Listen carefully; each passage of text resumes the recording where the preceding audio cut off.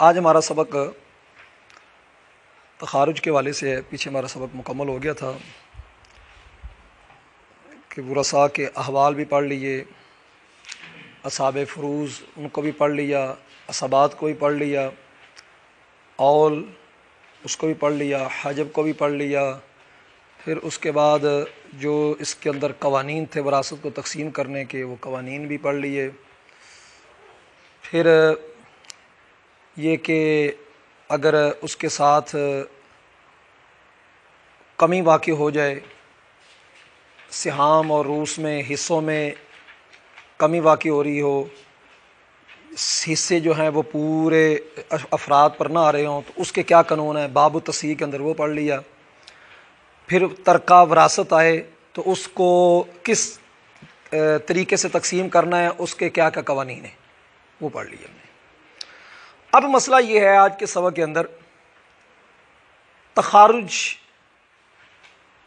کہتے ہیں، ویسے تو خروج سے بنا ہے، ماخذ اس کا نکلنا، اصطلاح کے اندر کہتے ہیں کہ ورثاء کا باہمی رضامندی سے بعض معین شے کے عوض میں اپنے مکمل حق وراثت سے دستبردار ہو جانا، اپنے جو حق وراثت ہے مکمل اس سے کچھ معین حصے کے بدلے میں ورثاء کی باہمی رضامندی سے دستبردار ہو جانا، ٹھیک ہے۔ تو مال کا معین حصہ وہ تھوڑا ہوگا، ظاہری بات ہے جو حق وراثت ہے وہ زیادہ ہوگا، تو اپنا حق وراثت کو چھوڑ دینا۔ لیکن ایک بات اس کے اندر بڑی پوائنٹ کی ہے، جس کے اندر اکثر مغالطہ لگ جاتا ہے احباب کو۔ ایک ہوتا ہے زندگی کے اندر وراثت کو چھوڑنا، باپ موجود ہے اور باپ کی موجودگی میں عموماً ہمارے معاشرے میں جو چلتا ہے، لو بیٹیو تم کچھ لینا ہے تو لے لو، باقی تم کل کو اپنے بھائیوں سے نہ مانگنا، ایک یہ چلتا ہے۔ یا بیٹیوں کو ایسا برین واش کیا جاتا ہے ماحول کی وجہ سے یا والدہ کی طرف سے یا کسی بھی طریقے سے اس کو برین واش کیا جاتا ہے، اس کا ذہن سیٹ کیا جاتا ہے کہ اگر تم آج بھائیوں کو دے دیتی ہو تو ہمارے مرنے کے بعد جو ہے تمہارا بھائیوں کے ساتھ اچھا تعلق رہے گا، آنا جانا لگا رہے گا، بوا کھلا رہے گا، تو تم یوں کرو کہ اپنا حق وراثت جو ہے نا وہ چھوڑ دو۔ اب ہوتا یہ ہے کہ ہمارے معاشرے میں سمجھتے ہیں کہ جب بیٹیاں اپنا حق وراثت چھوڑ دیں، باپ فوت ہو گیا یا ماں فوت ہو گئی، اب باپ اور ماں کی وراثت تو اولاد کو ملنی ہے نا، اب باپ یا ماں کی وراثت جب ملنے لگی تو اس وقت جن افراد نے چھوڑا ہوا تھا، نہ بیٹیوں ہی ہوتی ہیں بیچاری، ان بیٹیوں کو کہنے لگے کہ تم نے تو حق وراثت چھوڑ دیا تھا، تو اب پھر مانگ رہی ہو، اس وقت تو بولی نہیں تھی، اس وقت تو کہہ دیا ہم نے بھائیوں کو دیا، اس وقت تو بڑے احسانات جتلاتے ہوئے اپنے والدین کی داد لے رہی تھی، اور اب مانگ رہی ہو۔ اس بارے میں شریعت مطہرہ کیا کہتی ہے؟ شریعت اسلامیہ اس بارے میں ہمیں اس بارے میں رہنمائی کرتی ہے کہ اگر کوئی عورت، کوئی مرد مورث کی زندگی میں جس کی وراثت لینی ہے اس کی زندگی میں اپنا حق وراثت چھوڑ دے، اپنا حق وراثت چھوڑ دے، ابراء اسے کہتے ہیں، ابراء کرنا، حق وراثت چھوڑ دے، تب بھی وہ وراثت سے محروم نہیں ہوتا۔ فتاوی رضویہ کی 26ویں جلد کے آپ نے اشباہ والنظائر کی شرح حموی کا حوالہ دیتے ہوئے فرمایا کہ اگر کوئی حق وراثت کو چھوڑ دے،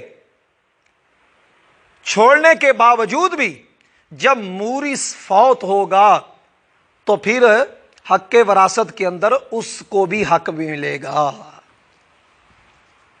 یہ بات سمجھ آ گئی؟ یہ ایک پوائنٹ ہے۔ اب اس کا دوسرا پوائنٹ، موریث کی زندگی میں اس نے کہہ دیا میں نے اپنا حق وراثت چھوڑ دیا، اور ساتھ ہی موریث نے کہا چلو میں تم کو 50 ہزار دیتا ہوں، یا لاکھ دیتا ہوں، یا 2 لاکھ دیتا ہوں، یا 5 لاکھ دیتا ہوں، یا جو فلانا پلاٹ ہے نا وہ تم رکھ لو، اور تم نے نا حصہ نہیں مانگنا۔ یہ دوسرا میں سٹیپ بیان کر رہا ہوں۔ پہلا تھا کہ بغیر کسی عوض کے حق وراثت چھوڑا، دوسرا ہے کچھ لے کر حق وراثت چھوڑا۔ اور ہمارے معاشرے میں یہ بہت زیادہ بیماری چل رہی ہے، ذرا یہ اس لیے میں اس کو شروع میں بیان کر رہا ہوں۔ حق وراثت کو کچھ لے کر، والد نے کچھ دے کر ان سے حق وراثت چھڑوا لیا۔ والد یا والدہ موریث ہے، وہ زندہ ہے، اپنی زندگی کے اندر بیٹیوں سے حق وراثت چھڑا لیا، یا کسی بیٹے سے حق وراثت چھڑا لیا، تو جب موریث فوت ہوگا، والد یا والدہ جب فوت ہوں گے، تو جناب وہ حق وراثت کے اندر وہ بھی شریک ہوں گے جنہوں نے کچھ لے کر کہا تھا کہ حق وراثت چھوڑا۔ یہ بات سمجھ آئیے؟ دونوں صورتوں میں، چاہے کچھ لیا چاہے کچھ نہ لیا، دونوں صورتوں میں اگر موریث کی زندگی میں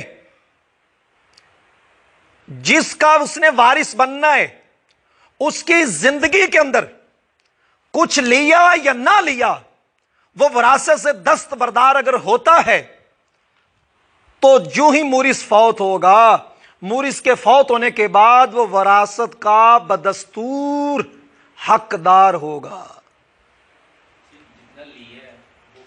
نہیں، وہ کیا ہوگا وہ میں بتاتا ہوں، وہ کیا ہوگا وہ بتاتا ہوں۔ یہ ضابطہ یاد رکھیں، اس کو بھی بڑے سٹیپ سے سمجھنا ہے، جلد بازی نہیں کرنی سمجھنے میں۔ زندگی کے اندر موریث، ہم نے وراثت کی شرطیں پڑھی تھی، اور اس میں یہ پڑھا تھا کہ موریث جب وارث وراثت لے گا نا، تو وارث کا حقدار اس وقت بنے گا کہ موریث کی موت ہو۔ موریث فوت ہوگا تو وارث بنے گا۔ وراثت کا تعلق موریث کی موت کے بعد ہوتا ہے، ٹھیک ہے؟ اب موریث نے جو اپنی زندگی میں دے دیا، جو مرضی کہہ کر دیا، اس کو کیا کہیں گے؟ اس کو ہم کہیں گے ہبہ، تحفہ، گفٹ، ٹھیک ہے؟ اس کو ہم کیا کہیں گے؟ ہبہ کہیں گے۔ وہ اگرچہ عرف کی زبان میں اسے حق وراثت کے چھوڑنے کا عوض کہا جا رہا ہے، لیکن یاد رکھیں ایسے عرف کا کوئی اعتبار نہیں جو نص شرعی کے خلاف آ رہا ہو۔ یہ ضابطہ ہے نشر العرف کے اندر، فی بنائی احکام عباد العرف کے اندر علامہ ابن عابدین شامی نے صراحت فرمائی ہے کہ ایسے عرف کا کوئی اعتبار نہیں جو نص شرعی کے خلاف آ رہا ہو۔ بات سمجھ آئیے؟ اب ایسے جو زندگی کے اندر کسی کو دے دیا گیا، اپنی اولاد میں سے کسی کو دے دیا گیا زندگی کے اندر، اگرچہ اسے یہ کہہ کر دیا گیا کہ تو اس کے بعد وراثت سے تیرا کوئی تعلق نہیں رہے گا، یا وہ کہے یا موریث کہہ دے کہ تیرا وراثت سے کوئی تعلق نہیں رہے گا، موریث کا تو مرنے کے بعد اپنے مال سے تعلق رہتا ہی نہیں ہے۔ اب وہ وارث کی ملکیت میں جو جا رہا ہوتا ہے وہ حق جبری ہوتا ہے، وہ چھڑائے گا بھی تو نہیں چھوٹے گا، یہ اللہ کی طرف سے اسے دیا جا رہا ہے۔ اب زندگی کے اندر جو اس نے دیا اسے ہم کیا کہیں گے؟ ہبہ کہیں گے۔ اسے جو مرضی نام دے دیں وہ ہبہ ہے۔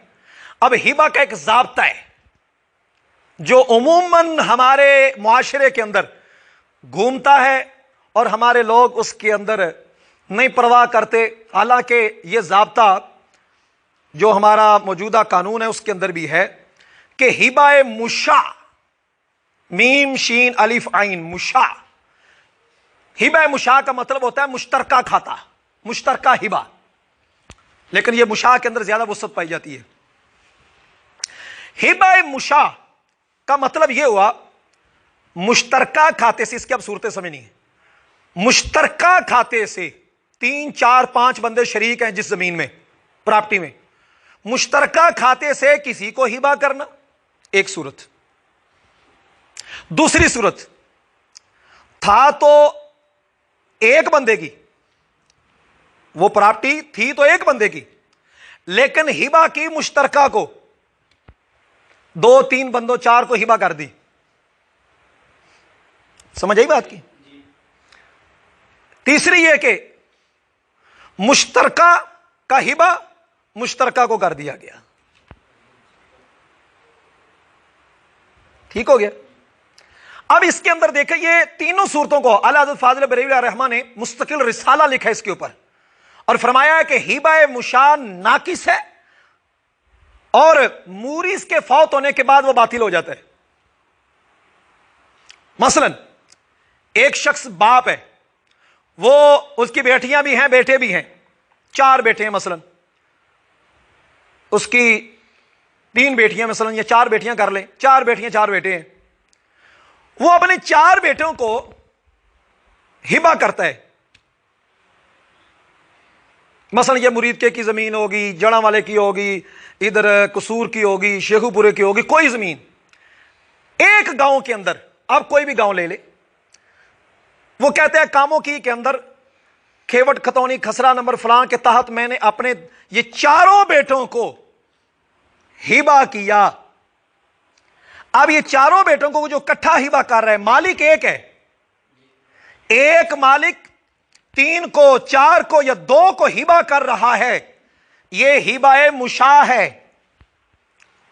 और ये जरूरी होता है कि जब प्रॉपर्टी खुसूसन जमीन, उसको जब हिबा किया जाए तो उसकी जिहत, उसकी हुदूद, उसका बिल्कुल अकब और कबल, ये हर तरफ की जिहत को मुतय्यन करना जरूरी होता है। क्योंकि आप जानते हैं कि ज्यादातर झगड़े जमीनों के बांट के अंदर, तकसीम के अंदर होते हैं। बस औकात रेट उमूमन रेट फ्रंट वाली जमीनों का होता है, लेकिन कभी कभी ऐसा होता है कि सड़क ऐसी निकलती है तो रेट पिछली वाली जमीन का बढ़ जाता है। अब हुदूद अरबा जो होते हैं वो जरूरी होते हैं इसमें, ताकि जिहाद मुतय्यन हो जाए। अल्लाह ताला ने फरमाया कि जिहाद, हुदूद, इहाता, ये सारे मुतय्यन हो, कौन सा खाता किसका है। अगर ऐसा ना हो तो फरमाया ये हिबा नाकिस है, हिबा मुशा नाकिस है। अब हिबा मुशा नाकिस का मतलब यह है कि मूरिस यानी हिबा करने वाला, मसलन यहां पर है वाहिब, हिबा करने वाला अपनी जिंदगी के अंदर जब चाहे उसको दुरुस्त कर सकता है। लेकिन अगर हिबा करने वाला फौत हो गया, वालिद ही है, फौत हो गया, अब वो हिबा नाकिस से बातिल की तरफ चला जाएगा, दोबारा वो फिर विरासत के अंदर आ जाएगा। पहले उसके अंदर 4 भाई थे, अब 4 भाई नहीं, अब 4 बहनें भी साथ शरीक होंगी, विरासत के उसूल के मुताबिक उसके अंदर तकसीम होगी। ये बात समझ चली है? हमारे मुआशरे के अंदर इसमें बड़ी गड़बड़ चल रही है। ये मैंने इतनी सूरत बयान की है कि जिंदगी के अंदर अगर कोई अपने बाल बच्चे को, अपनी औलाद में से बेटियों को, खुसूसन आजकल हाथ ही बेटियों से होता है, बेटियों को अगर कोई किसी शय के इवज या बगैर इवज के हक्के वरासत से दस्तबरदार करता है, जनाब वो उसके ऊपर स्टाम्प भी करवा ले, दस्तबरदार करता है, उसके बावजूद भी वो बीबी, वो बेटी, वो बहन हक्के वरासत से महरूम। बात समझ आइए? अब इसके बाद अगला स्टेप आ जाए, और जो वो जिंदगी के अंदर था वो क्या था? हिबा। और जिसको जो दे दिया उसी का हो गया, वो उसकी बाद में कटौती नहीं होगी। बात समझ आइए? और अगर जिंदगी उसकी खत्म होगी, मूरिस की जिंदगी, वो फौत हुआ, फौत होने के बाद वो बैठने के अंदर उन्होंने कहा, हाँ जी भैनों तुसी दसो की लेना है? उन्होंने कहा वीरा असी तुहाडा बूआ लेना है। मतलब इसका यह कि हमारा आना जाना रहे, हम तुमसे मांगती नहीं है। और بڑے محبت والے ہوتے ہیں یہ بھی کہ حصہ لینے کے بعد بھی بوئے بند کرتے ہیں. اس کا تو تعلق ہی نہیں نا. یہ بات یاد رکھیں, حق وراثت وہ لینا یا دینا وہ بات کی بات ہے. بیٹی بہنوں کے لیے دروازے بند کرنے, سلام دعا بند کر دینی, دوسروں کو روکنا نہ سلام لینا, اس سے نبی اکرم صلی اللہ علیہ وآلہ وسلم نے ارشاد فرمایا لا يدخل جنت قاطع رحم, جنت میں وہ شخص نہیں جائے گا جو قطع رحمی کرنے والا ہے, اور اس کو کبیرہ گناہوں میں شمار کیا گیا ہے. اور شب برات کے اندر آپ نے وہ پڑھی, اس میں یہ بھی ایک لکھا ہوا تھا کہ قطع رحمی کرنے والے کی توبہ قبول نہیں ہے. اس واسطے اس بات کو پیش نظر رکھیں. ہمارے معاشرے کے اندر یہ میری آواز جہاں تک جائے اس کو یہ آواز کو آگے پہنچائیں کہ بیٹیوں کو حصہ دے کر دیکھو تو صحیح اللہ کتنی مال میں برکت کرتا ہے. یقین جانیں سب سے پہلا حق ہی یہی ہے کہ سب سے پہلے تجہیز و تکوین, اس کے فوراً بعد قرضے کی ادائیگی, اس کے بعد کوئی اور بات نہیں, اس کے بعد اگلا پوائنٹ ہی یہ وصیت کر کے بعد فوراً بعد وراثت کو تقسیم کیا جائے. اس کو اتنے دن اپنے استعمال میں رکھنا بھی گناہ ہے.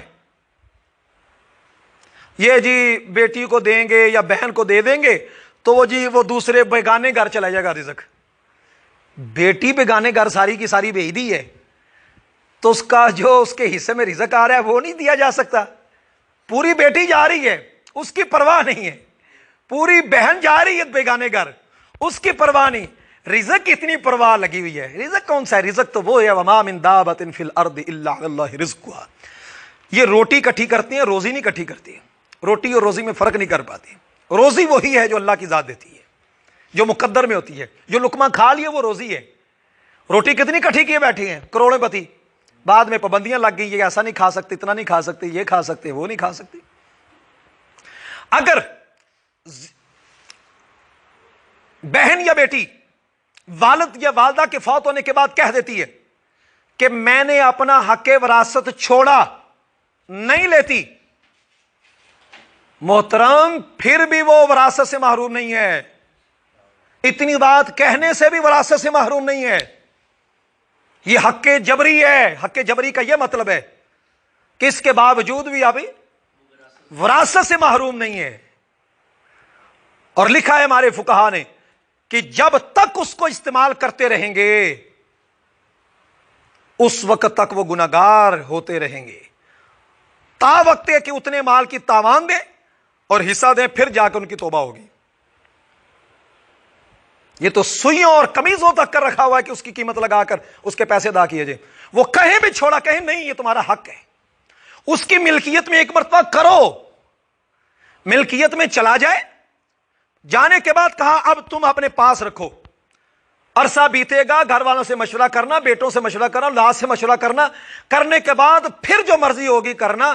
ابھی تم اپنی ملکیت میں لو, 6 ماہ تک کم از کم اس کی ملکیت میں دے کر رکھے, تاکہ وہ کسی مجبوری کے تحت تمہیں اپنا ہیبہ نہ دے.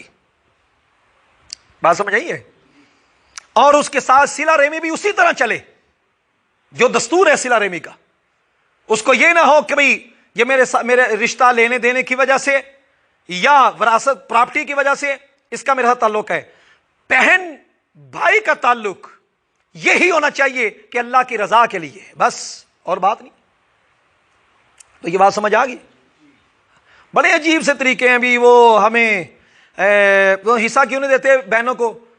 تو وہ کوئی اس لائن والے تھے, مولوی طبقے کے لائن والے, وہ کہنے لگے جی وہ ہمیں وہ بزرگ جو ہے نا وہ ہمارے والد گرامی وہ حفاظت کے لیے دے گئے کہ سنبھال کر رکھنی ہے.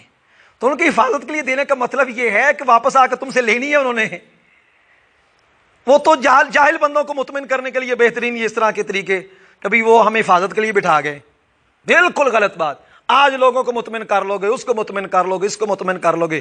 اللہ کی جناب میں, اللہ کی بارگاہ میں مطمئن کیسے کرو گے کہ جس کے بارے میں حدیث میں آتا ہے جس نے ظلمن ایک بالشت زمین کو لیا, قیامت کے روز 7 زمینیں اس کے گلے میں توق ڈال دی جائیں گی, اٹھاتا پھر.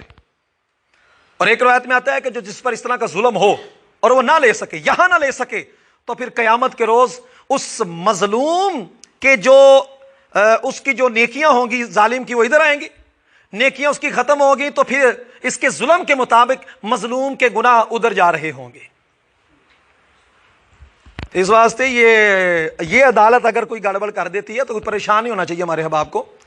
کبھی اللہ کا فیصلہ ہے کہ ہونا چاہیے تو پھر وہ ملتا کیوں نہیں. پریشان ہو، یہاں نہیں تو پھر اگلے جہان صحیح.